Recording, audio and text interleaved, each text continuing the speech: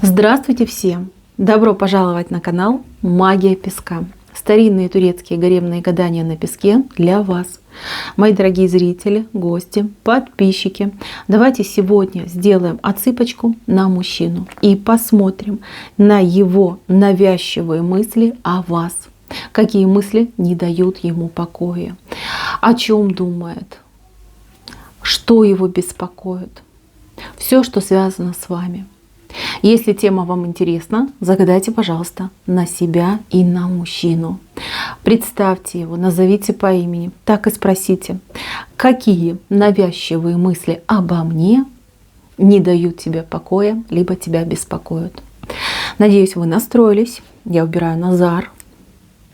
Прошу высшие силы дать мне возможность ответить на все ваши вопросы и послать для вас только самую важную, самую нужную и самую полезную информацию. Пусть высшие силы водят моими руками, пусть откроют нам то, что сейчас скрыто, и то, о чем мы так сильно желаем знать. Так.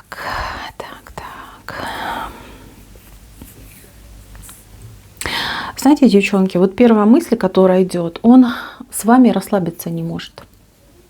Он постоянно испытывает какое-то напряжение, я бы даже сказала, перенапряжение. Вы настолько сильно его волнуете, настолько сильно вы на него влияете.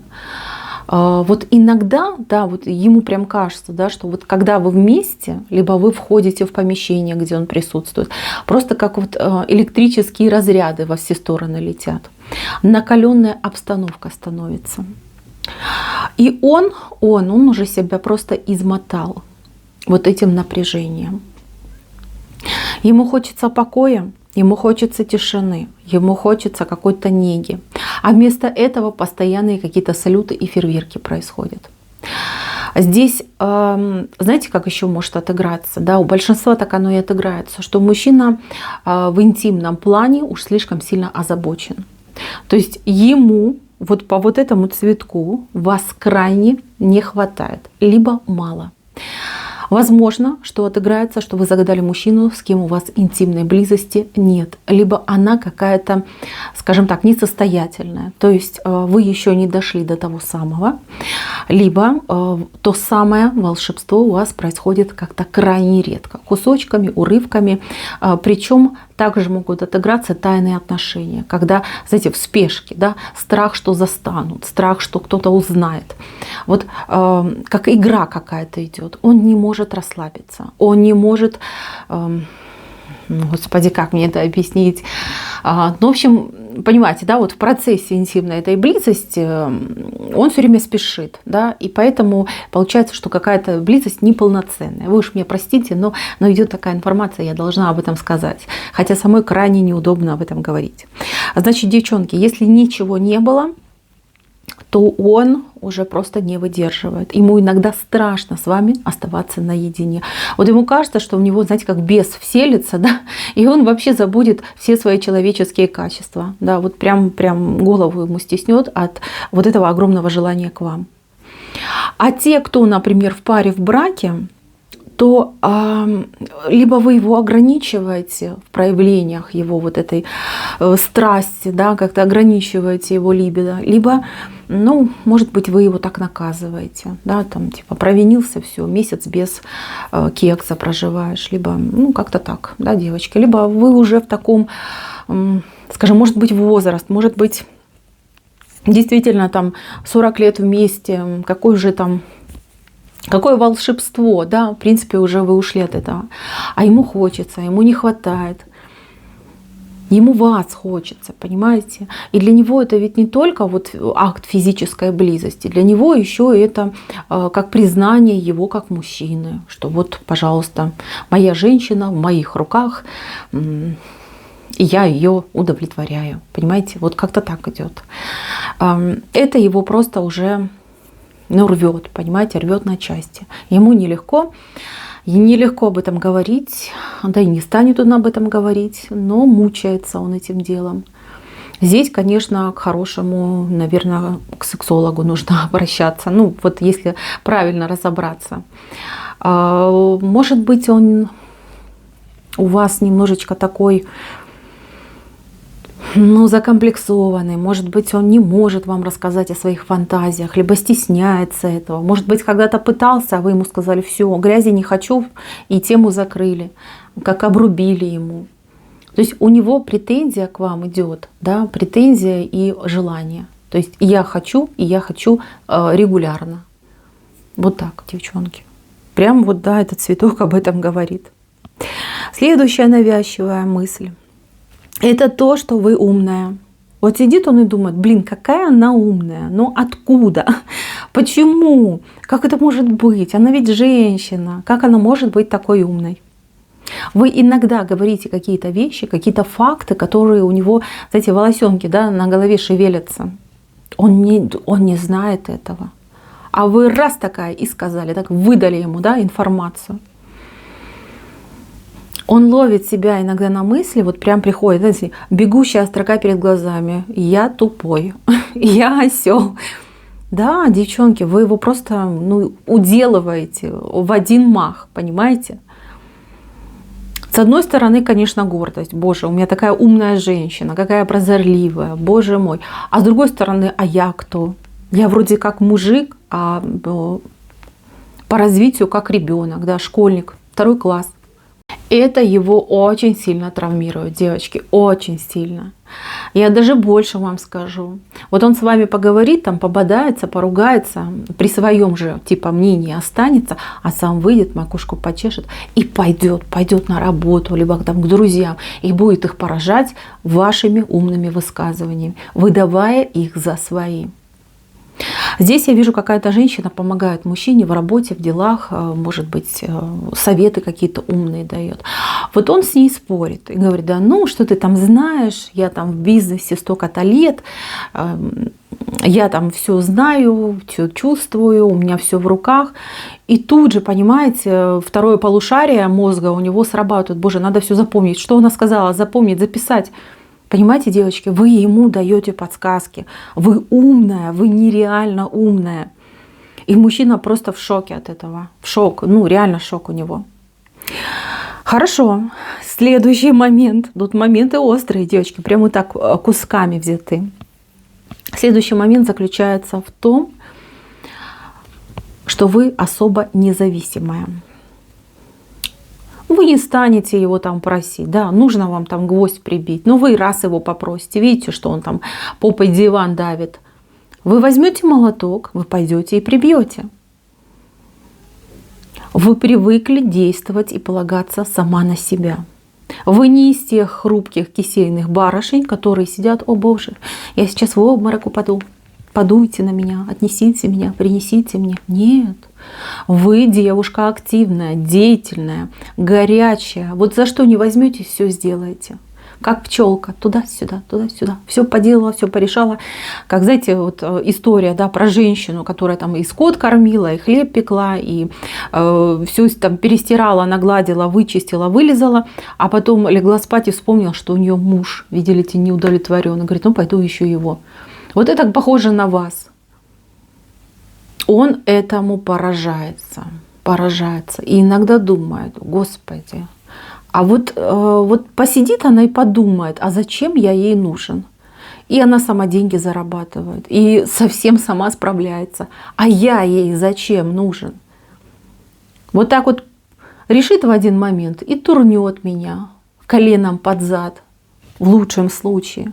Вот этого боится. Боится, что он вам будет не нужен. Что вы настолько самодостаточная личность, что вам в принципе никто не нужен. Вот это его очень пугает. Очень. Он в последнее время особо над этим озадачился. Потому что вот по этой картинке вы видите, здесь женщина у меня стабильная, сильная. А мужчина хлюпкий такой, хлюпик, да? Слабенький. Это его представление. Это не то, как есть, а это его представление о вашей паре. И вы смотрите, вы центральную позицию занимаете, а он там как-то сбоку припеку всего лишь у нас происходит. Его это пугает. А еще его пугает то, что есть мужики. Мужики красивые, мужики сильные, статные, с деньгами. И эти мужики вокруг вас крутятся. Может быть, это ваши коллеги, может быть, это какие-то там соседи, не знаю, просто знакомые. У него, девочки, один глаз на правильном месте, а другой вот постоянно на затылок перебегает. Он постоянно за вами подсматривает. Я вот вам такую вещь скажу, только вы, пожалуйста, не удивляйтесь. И этот мужчина, если вы вместе проживаете, он 100% шуршит во всех ваших вещах. Пересматривает, перечитывает, перелистывает, телефончик ваш периодически проверяет.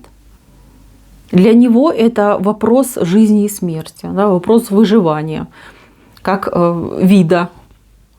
Потому что понимает, что такую женщину, как вы, уведут, пить дать уведут. И он этого ждет и боится.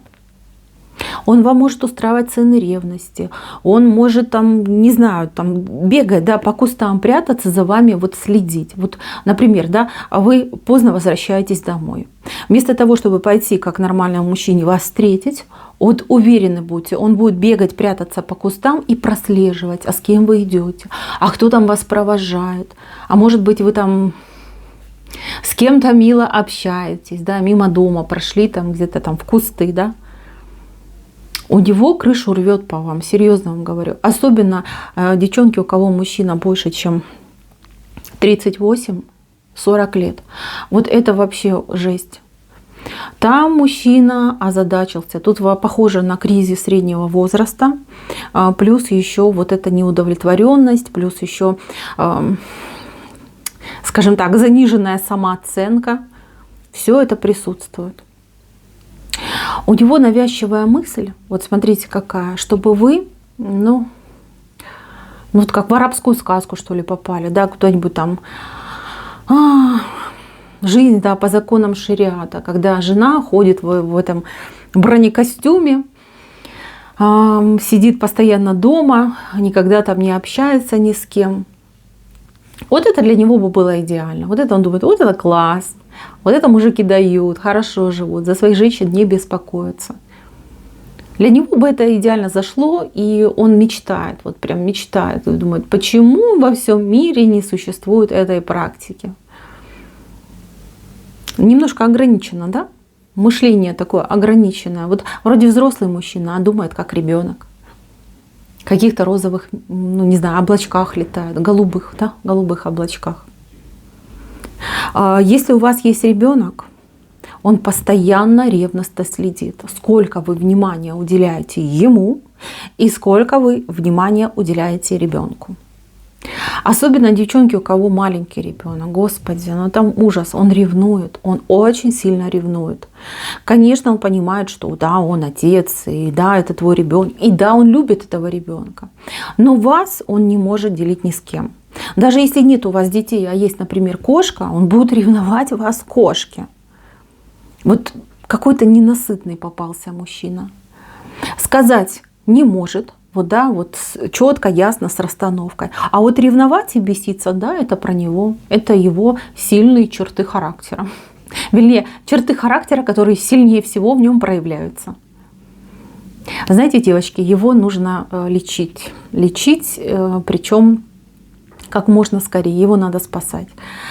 Если дальше так будет продолжаться, если, кстати, да, если это про вашего мужчину, вот я описала, так он себя ведет, то тогда надо лечить и лечить обязательно. Он так может и кукухой поехать, серьезно. Это кроме шуток. Он настолько уже перепуган, запуган, сам себя накрутил, закрутил, навязал, запутался во всех этих своих мыслях. Нет, тут без хорошего сексолога либо психотерапевта тут не разобраться. Просто не разобраться. Если мужчина еще вашей выпивает, это двойная беда. Девчоночки, вот еще такую вещь скажу. Если ваш мужчина так себя начал вести буквально вот, ну, в недавнем прошлом, если это с ним произошло, его могли попортить. Попортить, ну вот с глазом каким-то, да, вот какой-то, может быть, да, там умный типа человек там ему на ухо что-то там присел, рассказал, наговорил, запугал, и ваш мужчина начал вот в такие панические ситуации впадать. Здесь нужно разбираться. Конечно, его, ну это все смешно, конечно, выглядит, да, ругать его за это нельзя. Это действительно уже идет какой-то, ну вот внутренний испуг. Человек действительно запутался, человек не знает, как правильно поступать и что ему делать. Если есть у вас возможность, если вы можете его уговорить, я бы советовала к семейному психологу идти. Ну, начинать хотя бы с этого. Да, может быть, это дорого, да, может быть, ну все бывает, да, я все могу понять. Но с другой стороны, девочки, если вы хотите сохранить эти отношения, этот брак, тогда надо что-то делать. И если вы живете в таком месте, где никаких психологов и в помине нет, хотя, в принципе, в наше время интернета у всех есть и онлайн-консультации, тогда идите в храм, идите к батюшке, потому что батюшки, они тоже как психологи. Пусть он ему голову прочистит, если мужчина ваш верующий. Если вы, например, ну, девушка другой религии, ну, например, вот про ислам могу сказать, идите к хадже, с ним поговорите, объясните ситуацию, попросите мужчину вашего на путь истинный наставить. Здесь время нельзя терять. Время. Вот видите как, вы не случайно попали на мое гадание. Вам нужно было узнать, что ваш мужчина вот в таких траблах сейчас находится. Здесь, да, мужчина сложный, и ситуация у вас сложная. Если вы будете ему потакать, он еще больше разовьет себе эти комплексы. Если вы будете его как-то жестко воспитывать, ну, как бы тоже ничего хорошего. Он просто может забежать куда-нибудь, да, от тоски, от обиды, и все, отношения могут быть потеряны. Здесь нужно заниматься, прорабатывать шаг за шагом, мужчинку вытягивать из этого омута, в который он попал. Да, иногда так бывает, иногда люди немножечко теряют ориентиры. Люди, которые особенно, да, что-то вот понесли какие-то потери. Может быть, у него проблемы были в работе, в бизнесе, по здоровью могли быть проблемы. И человек просто, ну, немножко сошел с дистанции. Здесь, конечно, не ругать, а именно помогать. Если есть у вас возможность, если вы действительно хотите, чтобы этот мужчина поправился, тогда занимайтесь этим мужчиной, его здоровьем. Психологические проблемы, они порой бывают гораздо сложнее и хуже, чем физиологические. Поэтому, мои хорошие, Бог вам в помощь. Я вам что могла подсказала. За мужчинкой своим последите и позаботьтесь о нем. Если не вы, то кто? Вы у него одна. Мои хорошие, на этом все. Спасибо за внимание. Всем пока-пока.